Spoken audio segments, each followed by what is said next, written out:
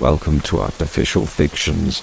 I post new scary stories that were written by artificial intelligence. I hope you enjoyed them.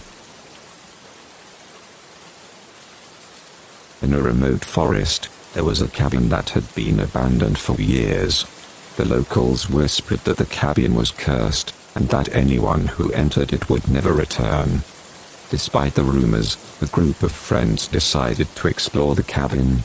They were thrill seekers, eager for adventure and unafraid of the supernatural. As they entered the cabin, they felt a chill run down their spines. The air was thick with an eerie silence, broken only by the creaking of the old wooden floorboards beneath their feet. They searched the dusty rooms, finding nothing out of the ordinary. But as they made their way to the basement, they noticed something strange. There was a trapdoor in the floor, hidden behind a pile of old furniture. They opened the trapdoor, revealing a set of stairs that led deep into the earth. Without hesitation, the friends descended the stairs, their flashlights illuminating the dark, damp space. As they reached the bottom, they realized that they had stumbled upon a hidden bunker. The bunker was filled with strange equipment and supplies, and the walls were covered in symbols that they didn't recognize.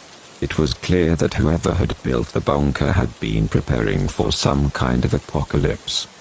But as they explored further, they realized that they were not alone. They heard whispers and footsteps, but when they turned their flashlights to the source, there was nothing there.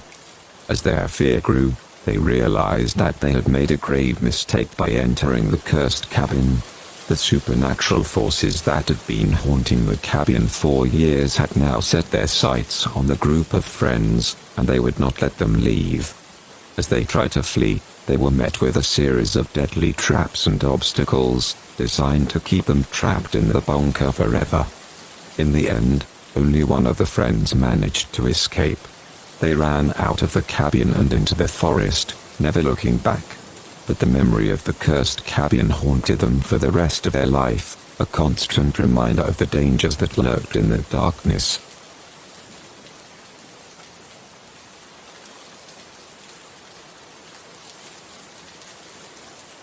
In a small coastal town, there was a lighthouse that stood at the edge of the cliffs.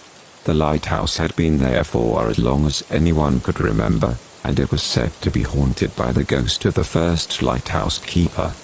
The ghost was said to be a kind and benevolent spirit, guiding ships safely to shore and watching over the town. But one stormy night, something changed.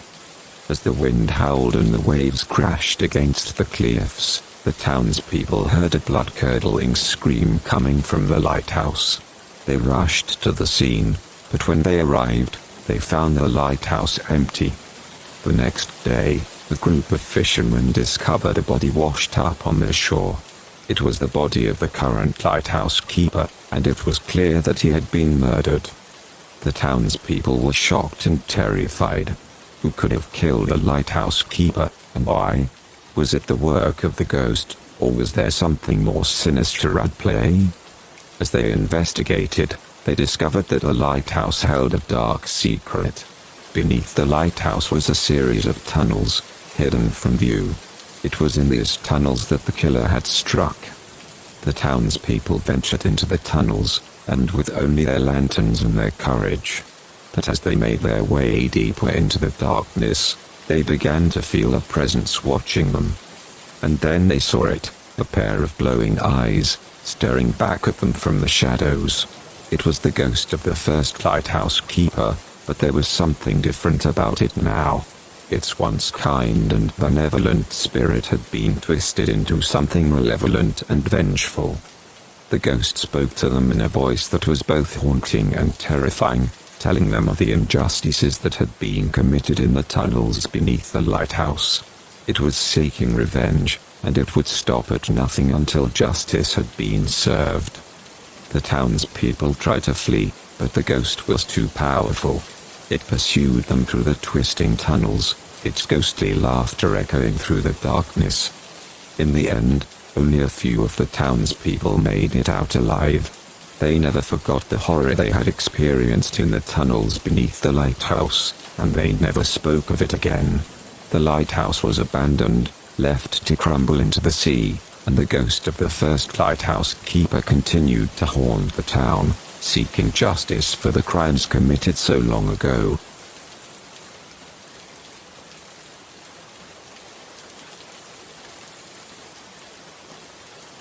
In a small town nestled in the heart of the forest, there was a mysterious house that no one dared to approach.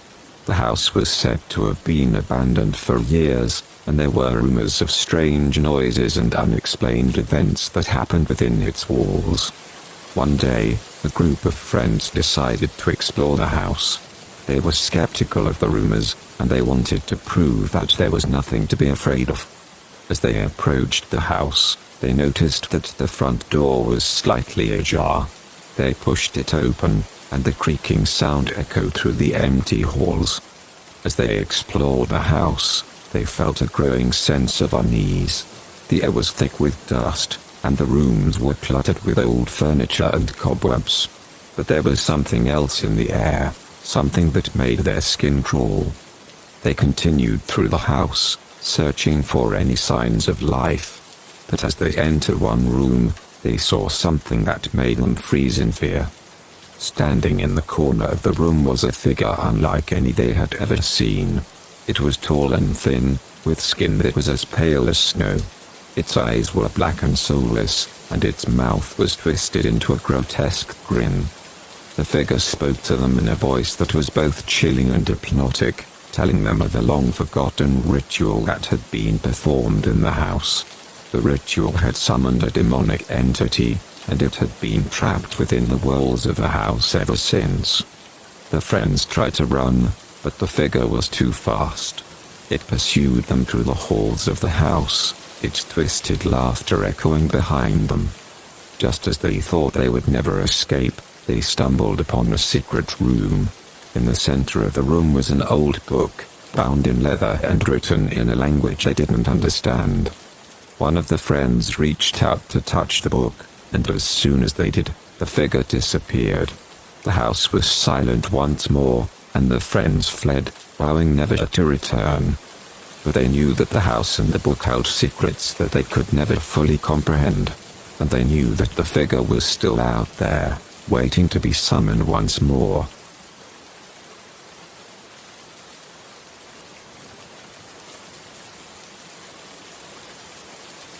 In a remote mountain village, there was a legend of a cursed tree that stood at the edge of town.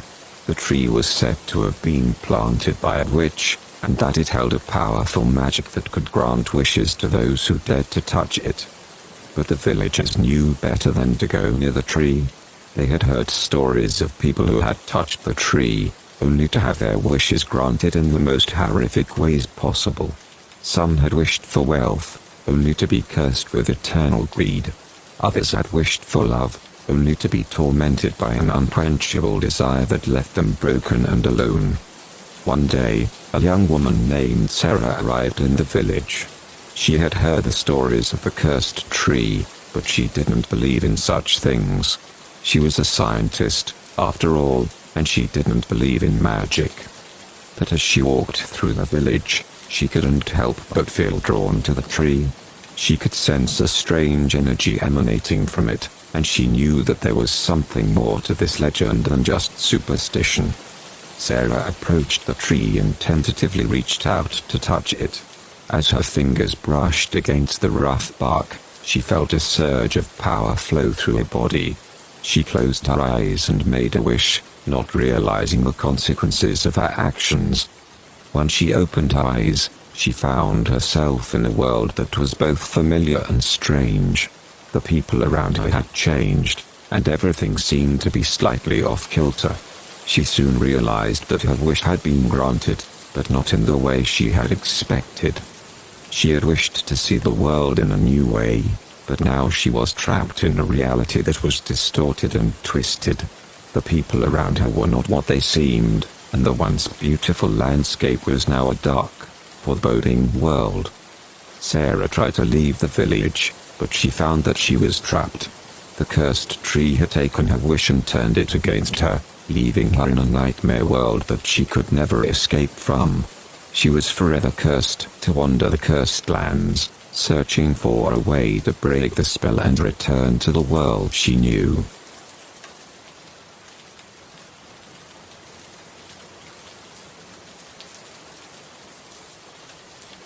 In a small coastal town, there was an old lighthouse that stood tall and proud, guiding ships safely to shore for over a century. The lighthouse had seen its fair share of storms and shipwrecks, but it had never experienced anything like what was about to happen. One night, a massive storm hit the town, with winds so strong they seemed to shake the very foundation of the lighthouse. As the storm raged on, the light inside the tower flickered and dimmed, leaving the ships stranded in the turbulent waters below. The lighthouse keeper, a grizzled old man named Thomas, knew that he had to do something. He climbed the winding staircase of the tower, fighting against the fierce winds, and made his way to the top. When he reached the top, he saw something that made his blood run cold. Standing in front of him was a figure unlike any he had ever seen. It was tall and thin, with long arms and legs, and a face that was nothing but a gaping, toothless maw. The figure spoke to Thomas in a voice that was both chilling and mesmerizing, telling him of the long-forgotten legend of a sea monster that had been awakened by the storm. The monster was angry and hungry, and it would stop at nothing to devour everything in its path. Thomas tried to run, but the figure was too fast. It grabbed him by the arm and dragged him towards the edge of the tower. Thomas struggled and fought, but he knew that he was no match for the creature's strength. Just as the creature was about to throw him off the tower, Thomas remembered something that his grandmother had once told him. She had said that the only way to defeat a sea monster was with a powerful symbol of protection. Thomas reached into his pocket and pulled out a small, silver cross that his grandmother had given him as a child. He held it up to the creature, and to his amazement, the creature recoiled in fear. The storm eventually passed, and the lighthouse returned to its normal state. But Thomas knew that he had encountered something beyond his understanding, and that the sea held secrets that he could never fully comprehend.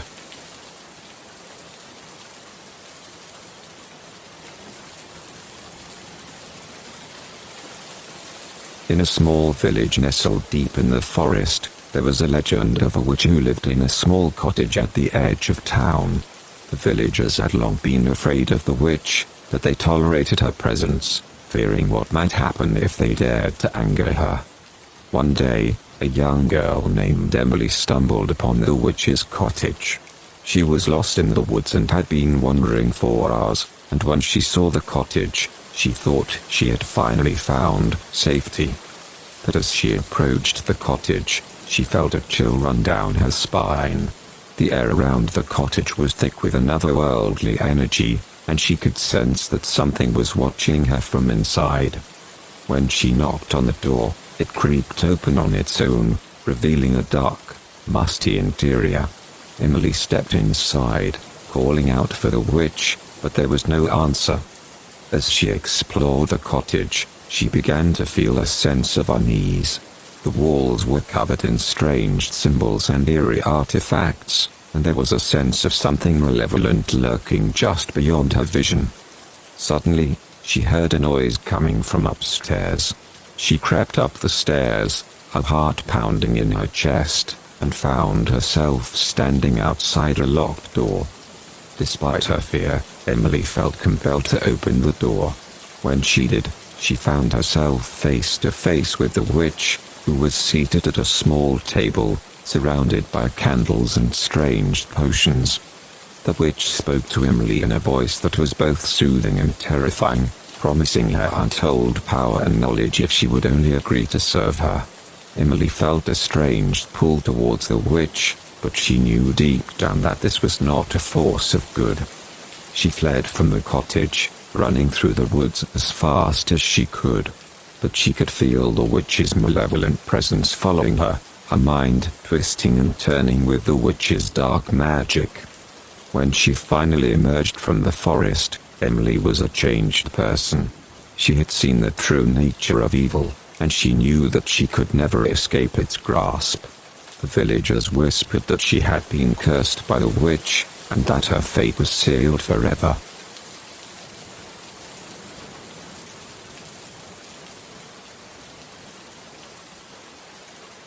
In a small town in the middle of nowhere, there was a rundown hotel that had been closed for years. The locals whispered that the hotel was cursed, that terrible things had happened inside its walls, and that anyone who entered would never return. One day, a young woman named Sarah arrived in town. She was traveling alone and needed a place to stay for the night. The only option was the cursed hotel, and despite the warnings, she decided to check in.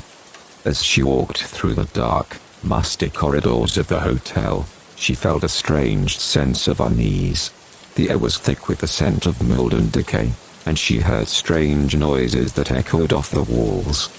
When she arrived at a room, she noticed that the door was slightly ajar. She pushed it open, and to her surprise, she found the room already occupied. Sitting on the bed was a ghostly figure, its face twisted in a grotesque expression of terror. Sarah screamed and tried to run, but the figure blocked her way, its eyes glowing with an otherworldly light. The figure spoke to her in a voice that was both chilling and familiar, telling her a story of a tragedy that had happened in the hotel years before. Sarah listened in horror as the figure recounted the details of the crime, of the innocent lives lost and the terrible vengeance that had been wrought. As the figure spoke, Sarah realized with growing horror that she was not alone in the room. The walls seemed to be closing in on her, and the air grew thick with the stench of death. She tried to scream, but her voice was drowned out by the figure's words. When the figure finally stopped speaking, Sarah was left alone in the room, her mind reeling with terror. She stumbled out of the hotel, her heart pounding in her chest, and never looked back. Years later, the hotel still stands, its dark and empty corridors a testament to the tragedy that took place within its walls. The locals still whisper about the cursed hotel, warning anyone who will listen to stay away, lest they too fall victim to its dark power.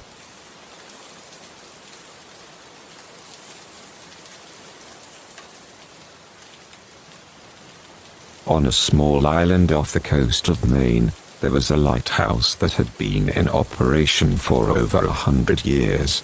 The lighthouse keeper, a man named Thomas, had spent his entire life living in the lighthouse, tending to the beacon and keeping watch over the surrounding waters. One day, a violent storm hit the island, with winds so strong that they tore the roof off the lighthouse. Thomas tried to repair the damage, but the storm was too powerful, and the lighthouse was soon engulfed in darkness. As Thomas sat alone in the darkness, he heard a strange humming sound that seemed to be coming from outside. He looked out into the storm, but he couldn't see anything. The humming grew louder, and soon he realized that it was not just a sound, but a voice. The voice spoke to him, promising him power and wealth beyond his wildest dreams.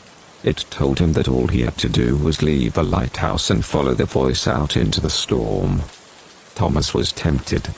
He had always been a lonely man, and the thought of power and wealth was too much to resist. He stepped out into the storm, and the voice led him through the pounding rain and crashing waves. But as he walked, the storm grew stronger, and the voice grew louder and more insistent. Thomas realized with horror that the voice was not benevolent, but malevolent. It was leading him towards a dark, unknown fate. Suddenly, the storm parted, and Thomas saw a sight that made his blood run cold. It was a ghostly ship, floating on the waves, its sails billowing in the wind. The voice urged Thomas to board the ship, promising him untold riches and power. But Thomas knew that he had made a mistake. He turned and ran back towards the lighthouse, but it was too late. The ghostly ship had followed him, and it crashed onto the shore. its crew of ghostly pirates pouring out onto the island. Thomas tried to flee, but he was caught by the pirates and dragged onto their ship. He was never seen again, and the lighthouse remained dark and silent for years to come. The people of the nearby towns whispered of the ghostly ship that haunted the island, and they warned their children never to venture too close to the abandoned lighthouse.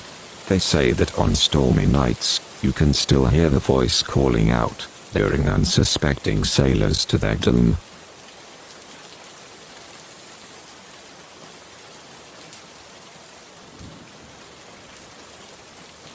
In the heart of the city, there was an old, abandoned building that had been empty for as long as anyone could remember. Its windows were boarded up, and its doors were locked tight, but there were rumors that something was lurking inside. One night, a group of teenagers decided to explore the building. They had heard stories of ghosts and ghouls that haunted its halls, and they were determined to find out if the rumors were true. As they made their way through the building, they heard strange noises that echoed off the walls.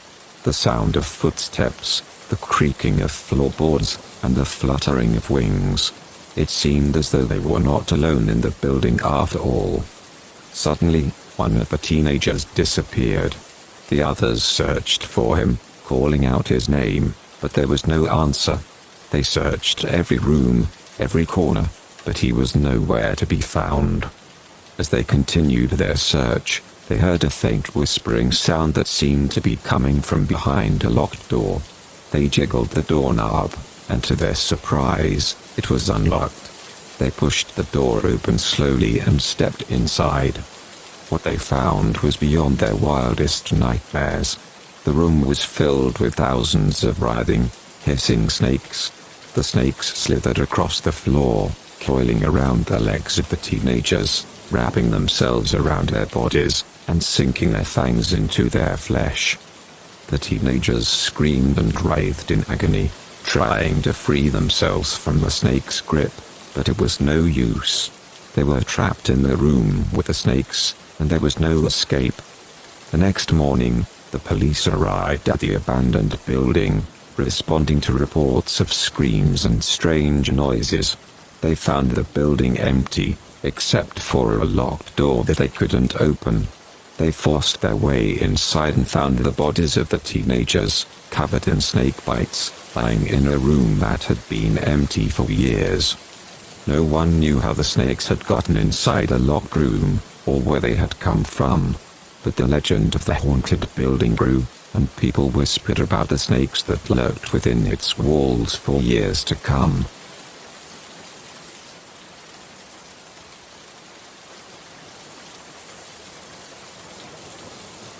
Once upon a time, in a remote village nestled deep in the mountains, there was a peculiar tradition that had been passed down for generations. Every year, on the night of the full moon in the month of October, the villagers would gather at the foot of the tallest peak to make an offering to the spirits that resided there. The offering was always the same: a young woman, chosen by lottery, who would climb the mountain alone and leave a basket of fruit and flowers at the peak. The villagers believed that this sacrifice would appease the spirits and ensure a bountiful harvest for the coming year. One year, a young woman named Mai was chosen as the sacrificial offering. She was a brave and determined girl, and she knew that she had to fulfill her duty to her village, no matter the cost. So, on the night of the full moon, she set out alone on the treacherous climb up the mountain. As she ascended, the air grew colder and the wind grew stronger. Mai felt as though she was being watched, and she began to hear whispers on the wind. She tried to shake off the feeling of unease, but it only grew stronger as she approached the peak. When she finally reached the summit, she placed the basket of fruit and flowers on the ground and turned to leave. But as she took her first step, she felt a cold hand on her shoulder. She spun around to face her attacker, but there was no one there. Suddenly, the whispers on the wind grew louder and more insistent. Mai realized with horror that she was not alone on the mountain. Something was watching her, something that had been waiting for her to arrive. She ran as fast as she could, but the wind and the darkness made it impossible to see where she was going. She stumbled and fell, and when she looked up, she saw a figure looming over her. It was not human, nor was it animal. It was a creature with long, razor-sharp claws and eyes that glowed in the darkness. It lunged at Mai, and she knew that she was going to die. But just as the creature was about to strike, I heard a distant howl. The creature turned its head, distracted, and Mai seized the opportunity to run. She sprinted down the mountain, never looking back until she reached the safety of her village. From that day on, Mai refused to speak of her encounter on the mountain. But the villagers knew that something had changed in her. She was never quite the same, and she always looked over her shoulder, as though she was being watched by something in the shadows. And on the night of the full moon in October, when the villagers made their annual offering, Mai always stayed indoors, never venturing out into the darkness again.